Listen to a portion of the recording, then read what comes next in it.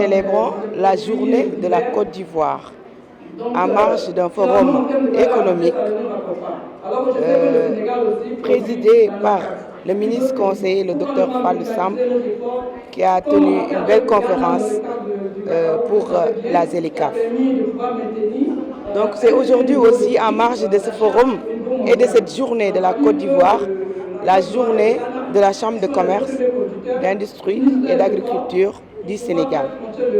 Nous tenons à remercier tous les participants présents ici aujourd'hui et tous les exposants venant de partout en Afrique et particulièrement le Royaume du Maroc qui est le pays invité d'honneur et la RDC qui est le pays hôte de marque.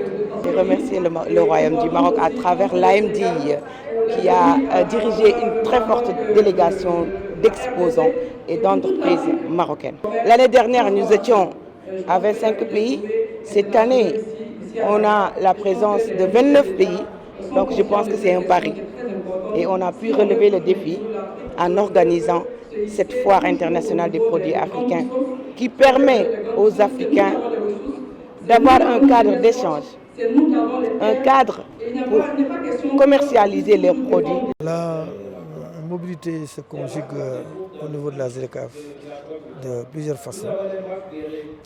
C'est d'abord une mobilité inhérente aux acteurs, puisque la ZLECAf c'est la zone de libre-échange continentale africaine, donc qui interpelle le secteur privé, les jeunes, les femmes, en termes de commerce frontalier. Et qui dit frontalier, commerce frontalier dit franchissement des frontières, franchissement du cordon douanier, et qui dit cela convoque également des préoccupations d'ordre sécuritaire et d'ordre commercial. C'est ce qu'on appelle les questions commerciales et les questions non commerciales qui ont un lien pertinent avec le commerce. Alors, pour les questions commerciales, il s'agit de favoriser la mobilité des acteurs, mais également de leurs biens, de leurs services et de leurs capitaux. Et pour cela, la ZLECAf a véritablement créé un cercle vertueux en adoptant le 18 février 2023 trois protocoles de grande importance, un sur l'investissement, un sur la concurrence et un autre sur les droits de propriété intellectuelle. S'agissant maintenant des questions non commerciales, en premier lieu c'est la sécurité. Il est évident que dans le cadre même du commerce, la question de sécurité elle est inhérente, puisque l'ancêtre de la ZLECAf, qui est le GATT, l'accord général sur les droits de douane et le commerce, a été bâti sur les cendres de la Deuxième Guerre mondiale. Donc sur les cendres de la notion sécuritaire. Et la ZLECAf a pris en compte ces éléments-là pour que la sécurité soit un élément prééminent. En quoi faisant? D'une part en essayant et en mettant en œuvre un protocole sur les femmes et les jeunes qui sont les principales victimes, on va dire, de l'insécurité, mais également en mettant en place ce qu'on appelle des mesures de défense commerciale dans les protocoles pour faire en sorte que ce commerce déroule dans la bonne concurrence, dans le fair play, et que donc ça ne fasse pas surgir les démons de la violence. Nous avons été nommés parrains de l'événement.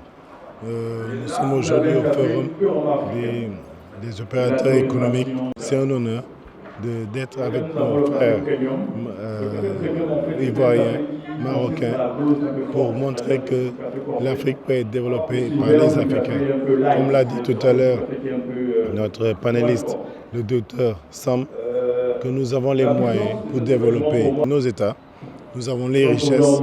Il suffit tout juste, comme je l'ai dit, de savoir développer le mental, d'introduire dans la formation des élèves, des étudiants, un mental qui est positif, qui va nous permettre d'en croire en nous et que les États puissent éveiller les consciences, les États puissent accompagner les artisans et pouvoir vendre ces produits d'abord en Afrique, mais aussi à l'étranger.